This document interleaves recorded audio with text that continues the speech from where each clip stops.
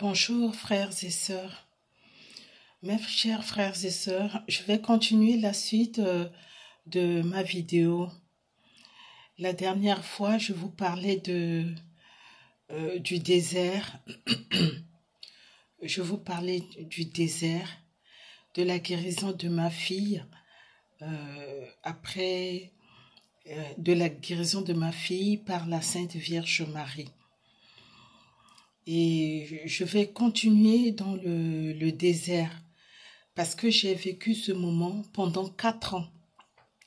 Et pendant 4 ans, il s'est passé beaucoup de choses. Quand j'avais arrêté aux Nations Unies, les Nations Unies ont continué de me payer. On m'a payé. J'ai continué d'avoir mon salaire d'avril 2005 en février 2006. Avril 2005, février 2006, j'avais toujours le statut de fonctionnaire de PNUD. J'avais mon salaire, la totalité de mon salaire à chaque fin du mois. J'avais mon minibus. Le minibus, c'est un minibus qui est assez grand. J'avais mon minibus. Normalement, ce minibus, il ramène 25 à 26 000 francs CFA.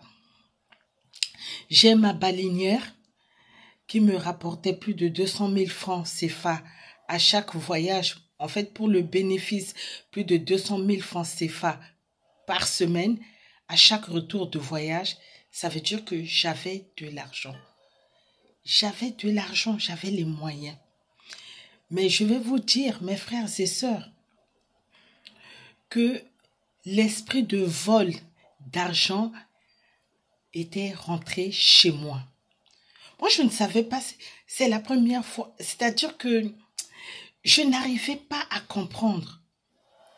Avec tout ce que j'avais à chaque fin du mois, je n'achetais pas d'habits. Rien du tout. Parce que moi, les habits, c'est quand je sortais de Bangui que j'achetais les habits. Mais tant que je ne sors pas de Bangui, je ne suis pas du genre à aller dans les magasins, à aller par-ci, par-là, acheter les habits, les chaussures et autres, jamais. Et moi, ma fin du mois, mon salaire, quand la fin du mois, le salaire tombe le 25 du mois, tout le monde se précipite pour aller prendre le salaire. Moi, je ne bouge pas. Je prends toujours le temps, après 2 jours, de faire le calcul de mon argent, du repas de mes enfants, du 1er au 30, du personnel à payer, du loyer, des factures. Quand je vais finir de faire le point et je sors l'argent, je sors un chèque que je remets à un chauffeur qui va aller toucher pour m'amener. Vous pouvez vivre avec moi, mais arrivé à la fin du mois, vous ne saurez pas si j'ai eu mon salaire ou pas. Parce que je suis comme ça, je ne fais pas la folie avec mon argent. Je ne fais pas la folie avec mon argent. Et quand il y a des problèmes, il y a quelque chose, quand quelqu'un vient me voir pour me demander, là, je lui fais un chèque, cette personne va toucher à la banque. Mais je ne suis pas du genre à prendre l'argent, à aller avec les copines et faire ceci, cela. Je ne connais pas ça. Je ne connais pas ça. Alors, allez-y comprendre que tout ce que j'ai à la fin du mois, mais je me suis retrouvée sans rien, sans argent. Je ne savais même... Non, jusqu'à ce jour, je ne sais pas comment est-ce que l'argent est parti. C'est-à-dire, un beau jour comme ça, je crois à peine la fin du mois, parce que je crois le 8 ou le 10 du mois, j'avais plus un rond sur moi. Et je me demandais, mais où est passé mon argent? Où est passé mon argent? J'avais rien. J'avais rien, de telle sorte que ce jour-là, ma fille est rentrée de l'école parce que mes enfants, ils ont toujours le petit déjeuner le matin, à midi le repas, le soir vers 16h ils ont leur petit goûter et le repas du soir. Ils connaissaient pas la faim. Mais ce jour-là, mes enfants sont rentrés de l'école. Ma fille s'est mise à pleurer. Maman, j'ai faim. Maman, j'ai faim. J'avais rien. J'avais rien, même pas un franc sur moi. J'avais rien. Rien du tout.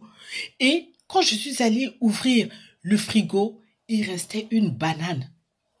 Une banane que j'ai donnée à ma fille. C'est le reste de banane de dessert. Ma fille a mangé et elle est allée s'allonger dans le canapé. Et à son frère, je lui ai dit que maman n'a rien. Je ne sais pas ce qui s'est passé. Je n'ai plus d'argent. Même dans les recettes du bus, il n'y a rien. Recettes de baleinière, il n'y a rien. Je n'ai pas d'argent. Rien sur moi. Sur mon compte en banque, là, il y a presque rien sur mon compte en banque. Je me suis retrouvée sans argent. Sans argent. Et vers l'après-midi, j'ai envoyé mon petit cousin qui habitait chez moi. Je lui ai dit d'aller chercher le bus et de prendre ce qu'il a, tout ce que le chauffeur a pu faire rentrer, qu'il prenne, qu'il m'amène pour qu'on aille, pour que j'envoie faire le marché. Parce que c'est pas possible. Mon petit cousin là, il a commencé à chercher le bus. Il a cherché le bus jusqu'à retrouver le chauffeur du bus vers Pétévo, alors que je leur ai interdit de faire le chemin, le tronçon de Pétévo, parce que le tronçon de Pétévo ne rapporte pas grand-chose. Ils ont l'habitude de faire le tronçon de Gobongo, parfois ils vont jusqu'à PK12, mais Pétévo, ils faisaient pas Pétévo. Alors, mon petit cousin est allé retrouver le chauffeur du bus. Vers les 18h30, ils sont revenus. Vous savez ce qu'ils m'ont ramené pour un minibus qui est sorti depuis le matin? 1500 francs CFA. 1500 francs CFA. Et ce jour-là, j'étais paniquée. C'est-à-dire, j'étais pas paniquée, mais j'étais choquée. J'étais choquée de tout ce qui m'est arrivé. Alors, avec les 1500 francs, j'ai envoyé mon petit cousin, je dis, il faudrait aller acheter du pain, acheter des beignets, et puis on va faire un peu de bouillie aux enfants pour dormir. Et c'est comme ça, mes enfants ont mangé la bouillie, j'ai acheté la sardine, je leur ai fait la sardine avec du pain, avec la bouillie, un peu de beignets, et c'est ce que mes enfants ont mangé pour dormir. Et ce jour-là, ça m'a mise en colère parce que je ne comprenais rien de ce qui s'était passé. Donc, avant d'aller me coucher, avant d'aller faire ma toilette du soir, de rentrer à la douche pour ma toilette du soir, pour me coucher, je me suis déshabillée. Je me suis mise debout dans ma chambre. J'ai commencé à parler à Dieu. Je dis, Seigneur, c'est quoi qui m'arrive comme ça? Regarde ça, regarde ça. J'ai commencé à citer mon travail. J'ai cité la balinière, le minibus. Mais non, il n'y a plus d'argent. Les enfants, comment est-ce que je vais faire pour nourrir ma famille, pour nourrir mes enfants? Mais c'est quoi, Seigneur? C'est quoi? J'ai posé des questions. J'ai parlé à Dieu. J'ai parlé. J'étais debout dans ma chambre. J'ai parlé à Dieu. Quand j'ai fini de parler, je suis rentrée à la douche. Je suis rentrée à la salle de bain. J'ai pris mon bain du soir. J'ai porté mon pyjama. Je suis revenue. Et après, j'ai fait une petite prière. Je me suis couchée parce que entre-temps, avec les enfants, on avait déjà prié en bas. Et j'ai ramené les enfants, j'ai mis ma fille au lit, les enfants sont tous couchés. Et c'est là que, parce que à chaque fois que je finis, maintenant, après, je vais pour prendre ma douche. Donc, c'est avant d'aller prendre ma douche, d'aller prendre mon bain, que j'ai parlé. Et après, je suis revenue, j'ai fait une petite prière à côté de mon lit et je me suis allongée, je me suis couchée. Le matin, 5h30, 5h45, quand je me suis réveillée pour réveiller ma fille, les enfants, les amener à la douche pour les préparer, pour les amener à l'école. Quand j'ai ouvert les yeux, je me suis levée du lit. j'ai posé mes pieds par terre. Quelque chose me dit, c'est-à-dire c'est comme une autorité qui me disait, allume ta lampe de chevet. J'ai allumé ma lampe de chevet. Prends ta Bible.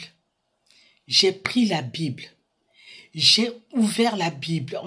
On m'a dit d'ouvrir la Bible. J'ai ouvert la Bible. Et ça, c'est des choses que je n'ai jamais fait. Frères et sœurs, jamais de ma vie, jusqu'à ce jour-là, je ne me suis jamais levée le matin, ouvrir la Bible pour lire. Parce que le matin, quand je me réveillais, d'abord, je ne faisais même pas la prière du matin. Je ne faisais même pas ma prière du matin. C'est-à-dire le matin, quand je me réveillais, c'était directement pour aller prendre les enfants, les amener, les laver, les préparer, leur donner le petit déjeuner. Ils prennent le petit déjeuner, je porte ma robe, mon cabas, et paf, je les mettais en voiture pour les amener à l'école. Et après, à mon retour, c'était moi-même me préparer, m'habiller et partir au travail. Jamais le matin, je ne me suis jamais levée le matin, me mettre à prier, ni ouvrir la Bible. Mais ce jour-là, m'a dit, j'ai reçu l'autorité d'ouvrir la Bible. Quand j'ai ouvert la Bible, je suis tombée sur l'Éternel répondit à Job du milieu de la tempête et dit. Vous savez, ce passage-là, je ne l'oublierai jamais de ma vie. L'Éternel répondit à Job du milieu de la tempête et dit. Je vous lis, frères et sœurs, ce que Dieu m'a dit. Parce que quand je parlais, je m'adressais à l'Éternel. Hein. Et moi-même, quand j'étais debout et je parlais là, au fond de moi, au plus profond de moi, je me disais que ce n'était pas à Jésus-Christ que je m'adressais, mais c'était à l'Éternel, le Dieu créateur. C'était à lui, l'Éternel, que je m'adressais. Et voilà la réponse.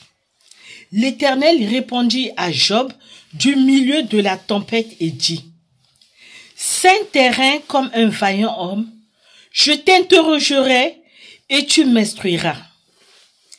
Anéantiras-tu jusqu'à ma justice? Me condamneras-tu pour te donner droit?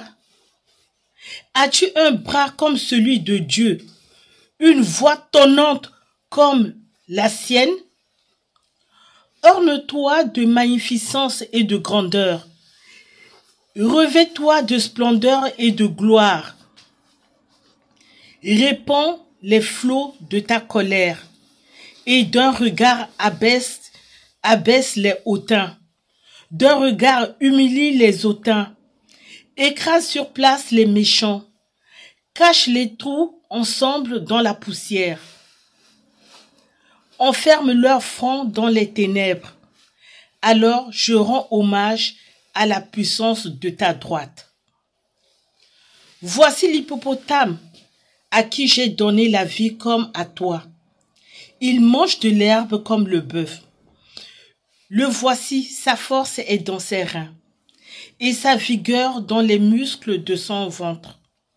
Il plie sa queue aussi ferme qu'un cèdre.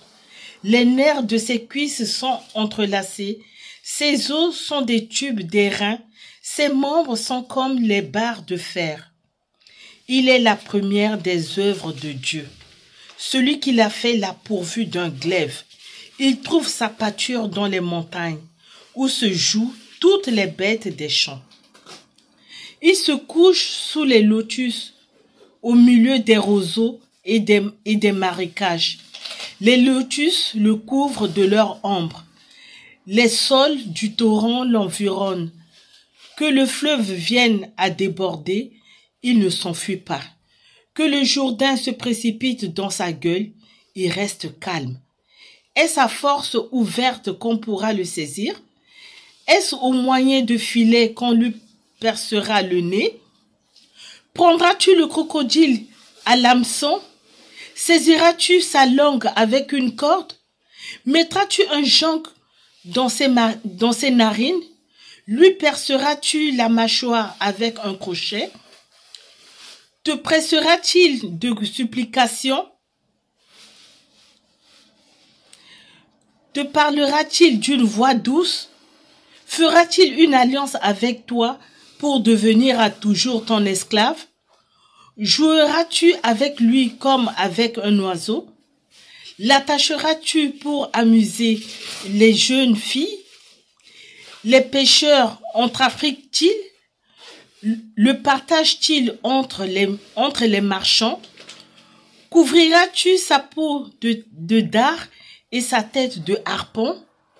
Dresse ta main contre lui, et tu ne t'aviseras plus de l'attaquer. Voici, on est trempé dans son attente. À son seul aspect, n'étant pas terrassé, nul n'est assez hardi pour l'exciter. Qui donc me résisterait en face? De qui suis-je le débiteur? Je le paierai. Sous le ciel, tout m'appartient. Je veux encore parler de ses membres et de sa force et de la beauté de sa structure. Qui soulèvera son vêtement? Qui pénétrera entre ses mâchoires? Qui ouvrira les portes de sa gueule? Autour de ses dents habite la terreur. Sa magnifique et puissant bouclier sont unis ensemble comme par un sceau.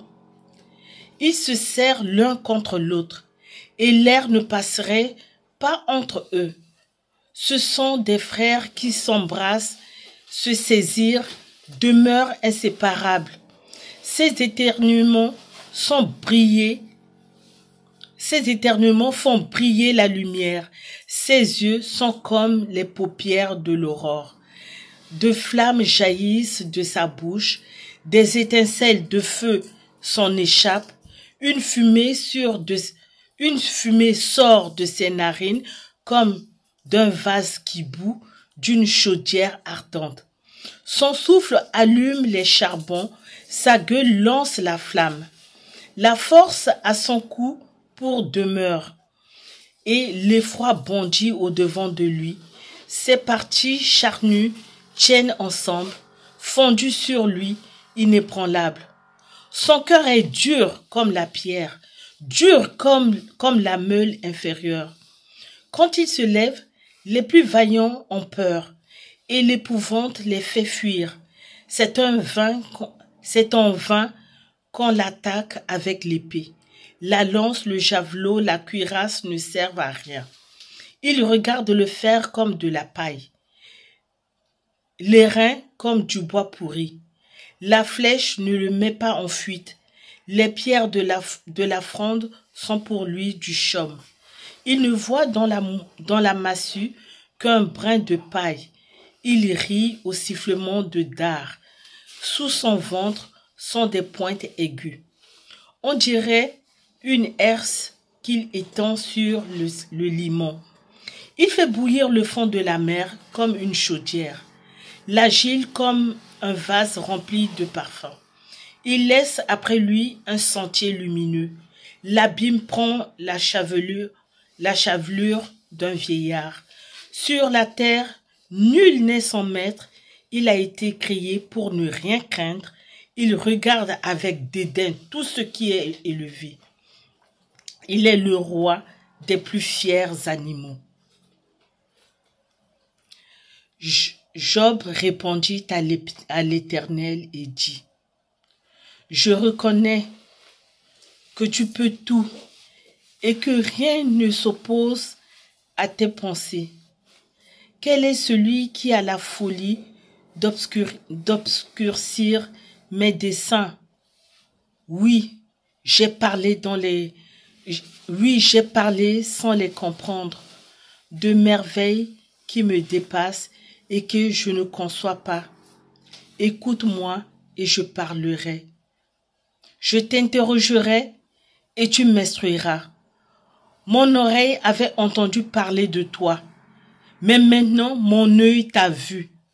C'est pourquoi je me condamne et je me répands sur la poussière et sur la cendre. Et à la fin, et c'est retour de Job à la prospérité. Frères et sœurs, je vous ai lu ces passages. Je vous ai lu ce passage pour vous exprimer, pour vous dire la réponse que Dieu m'a donnée quand je criais, quand je parlais. Et il m'a dit, il a commencé par me dire, Saint-Terrain, comme un vaillant homme, je t'interrogerai et tu m'instruiras. En effet, quand j'ai lu ce passage jusqu'à la fin, je me suis mise à genoux et j'ai dit à Dieu, je dis Seigneur, je te remercie pour la réponse que tu m'as donnée.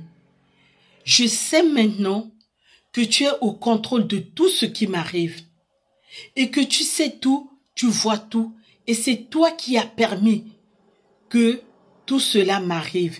Je te bénis, je te remercie. Mais donne-moi seulement la force. Donne-moi la force et le courage d'affronter le reste. Je te remercie, Seigneur, parce que tu as entendu ma prière. Tu as entendu mes cris et tu m'as répondu. Je te bénis. C'est tout ce que j'ai dit. Je me suis levée. Je suis allée vaquer à mes tâches quotidiennes, de préparer mes enfants et de les amener à l'école. Donc, ce que je vous explique là, j'ai vécu des choses, frères et sœurs, mais Dieu a toujours été au contrôle parce que il me donnait des révélations, des songes. Il me parlait par la Bible. Il me parlait par ses serviteurs qui venaient chez moi.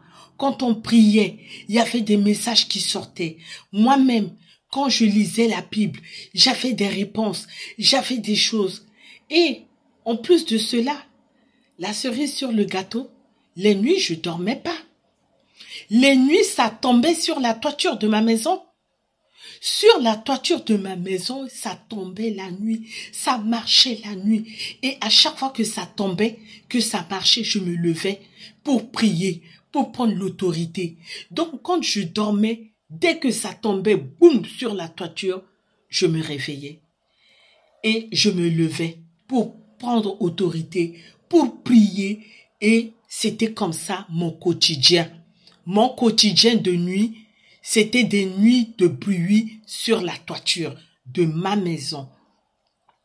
Et j'allais, un moment donné, les serviteurs de Dieu, les jeunes, les gens qui venaient prier avec moi, ils venaient plus. Ils venaient plus. Et moi maintenant, j'ai commencé à aller maintenant à l'adoration. Donc il y a une petite salle à la cathédrale de Bangui, là où on a exposé le Saint-Sacrement en permanence. Une petite salle tout au fond de la cathédrale avec une porte. Mais les gens n'y faisaient pas attention. Donc tous les jeudis, je rentrais en jeûne et j'allais rester là-bas. Et je me disais que j'allais pour causer avec Jésus. Donc j'allais rester là-bas tranquillement. Il y avait des nattes dans la salle. Donc je m'asseyais sur les nattes et je ne faisais que regarder, contempler le Saint-Sacrement. Et je restais 1 heure et demie, 2 heures de temps. Parfois je restais comme ça, je somnolais. Je me réveillais, j'étais là jusqu'à 1 heure, jusqu'à ce que je sois vraiment fatiguée. Et je partais là-bas à 11 heures, 10h30, 11 heures, et je rentrais chez moi à partir de 13h, 13h30, parce que je me disais 13h, 13h30 là, tout le monde était chez eux. Il y en a qui étaient à table en train de déjeuner, donc je pouvais rentrer tranquillement. Personne ne va me croiser. Et quand j'y allais, je faisais de sorte que personne ne me croisait sur le chemin. J'allais à pied, je m'habillais, j'attachais ma foulard sur la tête et je prenais le quartier. Derrière le relais Sika, je prenais le quartier et je ne croisais personne. J'allais tranquillement, je montais, j'allais rentrer dans la salle. Et le temps que je passais dans la salle, il y avait personne qui venait. Je restais jusqu'à 13h, 13h15, 13h30 et je commençais à rentrer tranquillement parce que il y avait le soleil, tout le monde fuyait le soleil, c'était rare à ces heures-là de croiser les gens et je rentrais tranquillement chez moi. Et le soir, comme il y avait un prêtre charismatique, l'abbé Belikassa, il organisait les veillées de prière à l'église l'église Trinité au Castor. Donc les soirs, vers 18h, j'allais là-bas. Je prenais le taxi, j'allais là-bas à l'église, je faisais la veillée de prière et on finissait parfois à 23h. Parce que j'ai commencé à aller à cette veillée quand c'était à Catin. Et après, ils sont revenus de l'autre côté, donc à Castor. Donc j'allais là-bas veiller, on faisait la veillée jusqu'à 23h et à 23h quand on finissait, il n'y avait pas de taxi. Donc avec le groupe, tous les gens, parce que ça venait de tous les quartiers, donc nous tous, on marchait à pied, chacun rentrait chez lui à pied. Donc, je marchais jusqu'à chez moi. Donc, j'arrivais chez moi parfois minuit, 1h du matin, j'arrivais chez moi. Et c'était comme ça. Et en allant tous les jours, tous les jeudis à cette adoration et à cette veillée de prière, c'est là maintenant que Dieu va m'éclater la vision. J'ai commencé à avoir la vision, à avoir maintenant des choses dans cette adoration. J'ai commencé à voir des choses. Parfois, je reste comme ça. Et la première vision que j'ai vue dans cette salle, c'était Abraham. C'était Abraham que j'avais vu. Quand je voyais, je regardais, c'est comme si je dormais un peu, je somnolais. Et je voyais un vieillard, mais je le voyais de la tête jusqu'au niveau de la poitrine, jusqu'à la poitrine. Il n'était pas fort, il était mince. Il était un peu chauve. Il avait la calvitie qui était chauve. Il avait le dos un peu courbé, légèrement courbé. C'était un vieil homme. Et il était là avec les habits d'autrefois. C'est comme les hommes et les femmes portaient, c'est comme des robes. Ici avec France et avec manches, c'était blanc. Et je le voyais jusqu'au niveau de là comme ça. Et ça me montrait ce vieillard et ça tournait. Et je le voyais. Je le regardais du dos, je le regardais, il était un tout petit peu envoûté là, et je le regardais, et je me demandais, mais c'est qui ce vieil homme? Il avait la barbe, et je me demandais, c'est qui ce vieil homme? Et je le regardais, et paf, la vision est partie. Parfois, je restais comme ça. Je voyais que c'était comme une lumière, une torche qui, de l'église, allumait sur le Saint-Sacrement qui était dans la salle là. Donc, une lumière. La lumière s'allumait comme ça et ça diminuait. Un moment, s'allumait grand et ça diminuait parfois. Je me retournais pour regarder dans la cathédrale pour voir s'il y avait des gens là-bas qui étaient en train de faire quelque chose et c'est eux qui projetaient la lumière. Mais il y avait personne dans la cathédrale parce que les portes n'étaient pas vraiment toutes en bois. Il y a des trous. En fait, ils ont fait la porte comme des grillages, mais des grillages de bois, de gros trous, de sorte que de la salle de Saint-Sacrement, on regarde dans la cathédrale. Et dans la cathédrale là-bas, dans l'église là-bas, on pouvait regarder aussi pour voir les gens qui sont dans le Saint-Sacrement. Donc, je regardais, je cherchais, je me retournais, mais tout était sombre dans l'église. L'église était fermée. Il n'y avait pas de lumière. Mais je voyais des lumières. Et voilà le début vraiment une grande amitié que moi je venais de découvrir alors que Dieu avait scellé cette amitié avec moi depuis longtemps et je ne le savais pas. Et un moment, quand j'allais au Saint-Sacrement, je m'asseyais comme ça, arrivé à un moment, j'avais la sensation que je me levais de la natte où j'étais assise, parce qu'il y a des petits bancs, il y a des petits bancs que quand j'allais, je m'asseyais dessus. Et il y avait un moment où c'est comme si ma tête montait. C'est comme si moi-même, je remontais. Je sentais que c'est comme si je décollais un peu du sol. Mais je ne décollais pas du sol. Mais je sentais tout mon être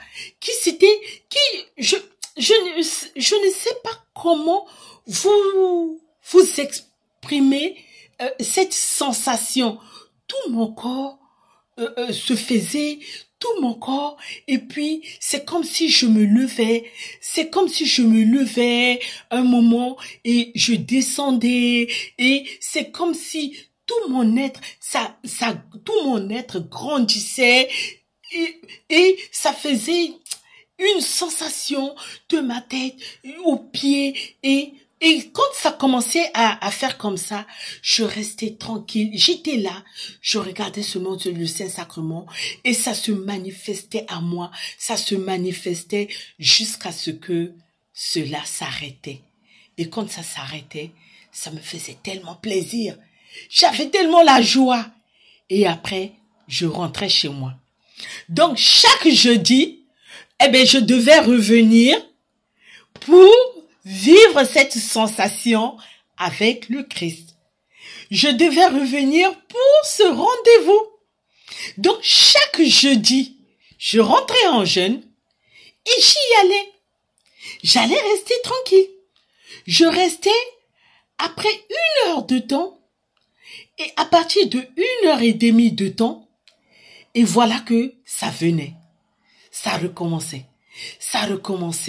Je sentais, je ressentais. Et un moment, c'est comme si je me levais. C'est comme si je quittais le sol. Mais je ne quittais pas le sol. Mais j'avais une sensation comme si je flottais. Je flottais. J'étais là. Je regardais. Et ça grandissait. Ça grandissait à ma tête. Ça faisait les trucs. Ça revenait. Ça revenait. Ça montait. Ça revenait. Ça se manifestait. Et je restais comme ça jusqu'à la fin. Et quand ça finissait, et je revenais au calme, et après, je remerciais le Seigneur et je rentrais chez moi. Arrivé un moment, un jour, j'étais chez moi, je me suis levée, je me suis dit je ne sais pas, quelque chose m'a dit d'aller faire mon examen de VIH. Et quand j'ai ressenti ça, je me suis dit, oui, pourquoi pas. La dernière fois que je l'ai fait, j'étais enceinte de ma fille. Donc, que j'aille le faire. Et je suis allée au centre de VIH derrière l'hôpital général. Je suis allée, je leur ai dit que j'étais venue pour faire l'examen de VIH.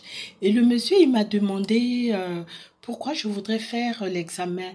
Est-ce que je suis malade? Je lui ai dit non, que je n'étais pas malade. Elle m'a dit, est-ce que j'ai eu des relations que je soupçonne? Je lui ai dit non, non. Est-ce que j'ai des soupçons? Je lui ai dit aucun. Aucun, mais je voudrais seulement faire l'examen pour connaître ma santé. Donc, c'est pour cela que je suis venue. Et le monsieur, il m'a dit, bon, d'accord. Et ils ont fait le prélèvement et ils m'ont donné rendez-vous. Et quand je suis revenue au rendez-vous, le médecin, il a causé, le monsieur, il a causé avec moi et il m'a dit que mon examen, que c'était bon, que je n'ai pas le VIH. Il m'a félicité. Il m'a dit, madame, ben, c'est pas une raison de commencer à faire du n'importe quoi parce que souvent les gens, quand ils viennent faire les examens comme ça, et c'est après qu'ils vont attraper la maladie. Donc, on vous conseille de vraiment de prendre soin de vous et tout. Il m'a prodigué les conseils. Je les remercie. Et je suis repartie. Et moi, je me suis dit au plus profond de moi, je suis seule.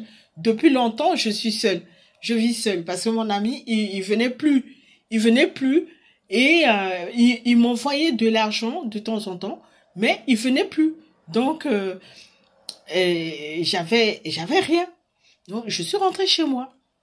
Et après un beau jour, je dormais. D'abord, j'ai fait la fièvre. Je suis tombée malade. J'ai fait une forte fièvre. Et j'étais malade.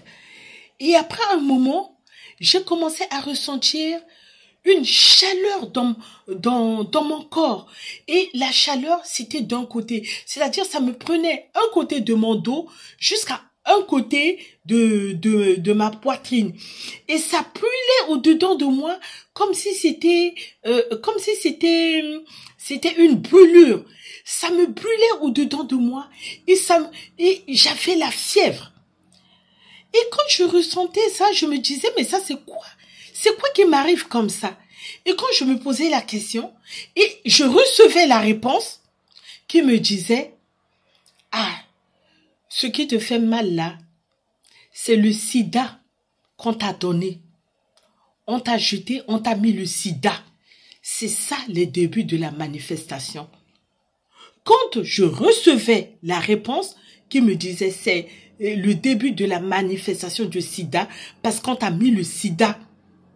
Quand je recevais ça, je me levais du lit et je disais mensonge, ils ont menti. Où est-ce que j'ai pris le sida? Où est-ce que j'ai attrapé le sida? Je n'ai pas couché d'homme depuis, ça fait des mois et des mois. J'ai fait mon examen, mon test est négatif et depuis des mois, ça va faire 1 an. Ça fait même presque 1 an. Je n'ai pas connu d'homme. Je suis là. Alors, le sida, ça se prend comment? Est-ce que ça se boit comme de l'eau? Est-ce que ça se boit comme de l'eau? Est-ce que ça se distribue comme du repas? Où est-ce que j'ai attrapé? Ils ont menti. Je parlais comme si c'était quelqu'un qui était venu dans ma chambre qui m'a parlé et je lui répondais. Donc, je me levais du lit, je commençais à parler à haute voix. Je dis, ils ont menti, ils ne vont pas m'avoir dans ça. Ils vont pas m'avoir. Le sida, ça se prend comme ça. Oh. Je disais, mensonge, vous avez menti, vous avez échoué. Et je disais, vous avez échoué. Au nom de Jésus, vous avez échoué. Je viens de faire mon examen. Je n'ai pas touché à un homme. Un homme ne m'a pas touché. Jamais. Et je ne suis pas tombée malade, je ne suis pas allée à l'hôpital faire des prélèvements pour me dire que certainement j'ai été infectée par un seringue contaminé. Je n'ai rien fait, je ne suis pas allée à l'hôpital, je n'ai pas fait de perfusion. Alors, c'est mensonge. Donc à chaque fois que ça me disait ça, je me levais, je répondais vigoureusement. Je dis, ils ont menti. Mensonge, vous avez échoué. Vous ne mourrez pas. Vous avez menti. Je répondais comme ça. Moi-même, ce que je faisais, je ne comprenais pas, mais je le faisais. Jusqu'à ce que cette douleur-là, parce que, en fait, c'était la douleur de zona, qui commençait à l'intérieur de mon corps. Et voilà que, à force de parler, de dire ça, cette douleur a disparu tranquillement. Il n'y avait plus de douleur. Et à un moment donné, j'ai commencé à ressentir une boule dans mon ventre. Et je me disais, mais ça, c'est quelle boule dans mon ventre? Ça, c'est quelle boule? Mais je ne faisais pas attention, je continuais toujours mes activités religieuses. Et à un moment, cette boule, je sentais que ça descendait. Un moment, au niveau de mon anus, mes frères et sœurs, parce que j'ai l'obligation de vous dire la vérité telle que les choses s'étaient présentées. Au niveau de mon anus, je sentais une boule qui faisait mal. Mais je vous dis, frères et sœurs, j'étais malade. C'est-à-dire que j'avais la fièvre. J'étais malade, mais je ne disais rien à personne. Et puisque personne ne venait chez moi, personne ne me rendait visite, c'était seulement entre moi et mon Dieu, c'est tout. Donc j'avais mal, cette douleur-là. Et le matin, quand je prenais ma douche, je prenais mon chapelet, je venais m'asseoir dans le canapé parce que je ne pouvais pas m'asseoir sur les choses dures. Même sur la chaise de ma table, quand je m'asseyais et pour manger, mais pour me lever, m'asseoir, c'était pas un problème. Mais me lever, frères et sœurs, c'est-à-dire que je prenais du temps pour gratter le sol, pour serrer les dents comme une femme qui a connu l'accouchement là. Moi, je pleurais pas les douleurs d'accouchement, hein. Je pleurais pas les douleurs d'accouchement, mais je vous dis que j'ai connu ce que c'est que la douleur. Je me crains, je me serrais les dents pour me lever de la chaise. Ce qui fait que je ne mangeais que dans le canapé. Parce que le canapé, c'est doux. Donc, après ma douche, je prenais mon chapelet, je venais m'asseoir dans le canapé et je lisais la Bible. Je lisais la Bible ou bien je restais comme ça. Et à midi, je mangeais, je demandais à ce qu'on me serve, on m'amène ça, je mangeais dans le canapé. À 15 heures, je faisais le rosaire. Tous les jours, 15 heures, rosaire. Rosaire, c'est-à-dire les 4 chapelets, les 4 mystères, 200 chapelets que je faisais tous les jours à 15 heures. Je n'avais que ça à faire. Mais je pouvais pas, après je finis, parce que quand je commençais à 15 heures, je finissais à 17 heures.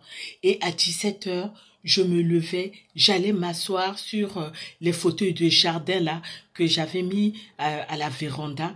J'allais m'asseoir là, juste là pour prendre de l'air. Mais pour quitter ce fauteuil après, parce que je quittais le fauteuil à partir de 17h30, de 18h ou 19h, quand les enfants sont rentrés du sport, rentrés de l'école, prennent leur douche et tout. Donc, je quittais là pour aller m'asseoir au salon, mettre la télé, pour regarder les émissions et autres là. Mais pour me lever, pour aller au salon, c'était la galère. De tous les jours. Tous les jours. Mais, malgré tout ça, je faisais l'effort d'aller à la messe, en sachant bien que à la messe c'était bon, des banquettes. Et quand je m'asseyais, vous savez, l'église catholique, il faut se lever, s'asseoir, se lever, s'asseoir, se lever, s'asseoir. Mais à un moment, je ne pouvais pas me lever, tellement que ça faisait mal, c'est-à-dire que tellement se lever, m'asseoir, c'était pas un problème, mais me lever. Tout le monde pouvait se lever, le temps que moi je prends, le temps que moi je prenais pour me lever, ça veut dire que les gens se sont déjà rassis. Tous les autres sont déjà assis. Donc c'était ça ma douleur de tous les jours.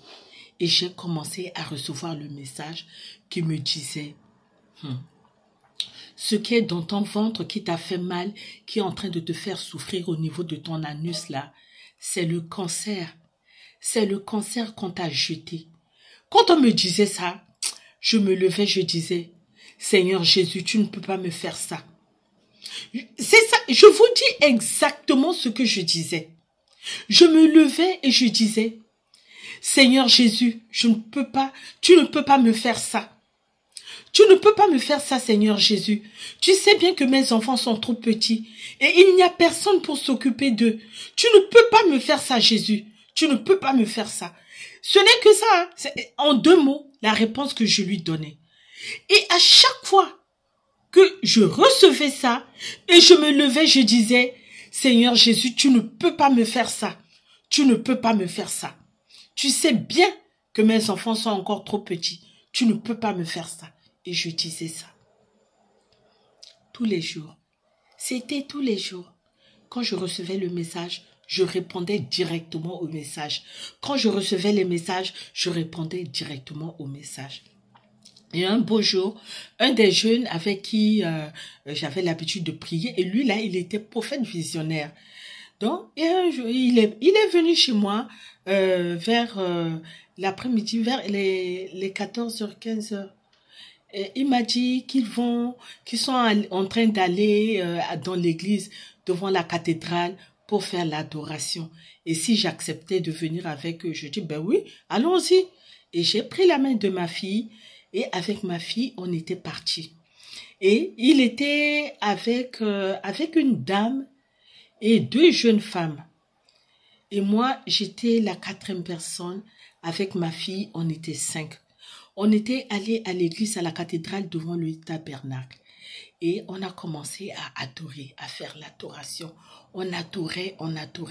Et paf, il a reçu le message pour dire qu'il y a une de mes filles qui est ici parmi vous. On lui a jeté le cancer dans le ventre. Mais son cœur qu'il m'a mis, sa confiance